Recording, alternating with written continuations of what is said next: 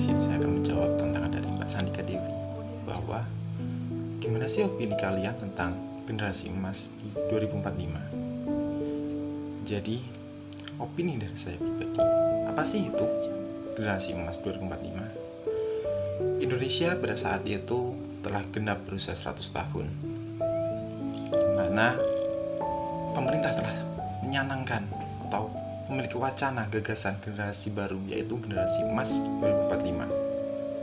Lalu, kenapa sih? Itu kan masih lama. Kenapa harus dipikirin dari sekarang? Jawabannya yaitu, betul, memang Indonesia genap berusia 100 tahun, itu masih lama, yaitu masih 24 tahun lagi. Tapi, pada dasarnya, bibit-bibit yang bakal menjadi pemimpin, yang bakal menjadi sosok pemimpin pada saat itu telah ada di sekarang, yaitu mereka yang masih SD, SMP, SMA. Pada dasarnya yang masih usia pelajar yang bakal menempati pimpinan itu. Oke, sekarang mari kita cek bagaimana sih faktanya pendidikan di Indonesia yang katanya generasi tersebut yang akan meneruskan estafet selanjutnya. Yuk, yang pertama, kualitas pendidikan. Kualitas pendidikan di Indonesia sangatlah rendah. Banyak tenaga pengajar yang tidak sesuai dengan tupoksinya, tidak sesuai dengan keahliannya, tapi dipaksakan untuk mengajar. Yang kedua, kurikulum di Indonesia dinilai tidak sesuai dengan karakter siswa Indonesia, di mana kurikulum di Indonesia yaitu menyamaratakan setiap manusia, padahal kemampuan berpikir, kemampuan, keahlian yang lain dari setiap manusia itu tidak sama. Yang ketiga, ujian nasional yang tak penting. Ujian nasional itu dinilai hanya akan membuat drop mental para siswa. Yang keempat, biaya pendidikan yang mahal. Di Indonesia dinilai biaya pendidikan paling mahal di dunia. Terus yang kelima, standar nilai. Balik lagi, standar nilai di Indonesia yaitu 7, di mana kemampuan setiap manusia itu kan berbeda-beda. Lalu semangat juang siswa di desa sama di kota itu beda.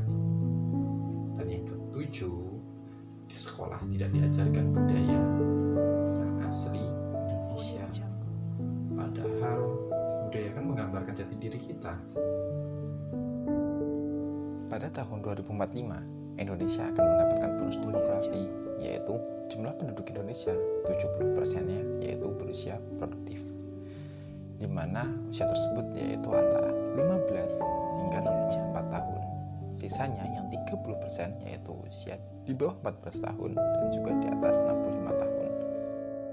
Jika bonus demografi ini tidak dimanfaatkan dengan baik, maka akan terjadi dampak buruk, terutama masalah sosial seperti kemiskinan, kesehatan yang rendah, lalu banyaknya pengangguran, dan juga tingkat kriminalitas yang tinggi.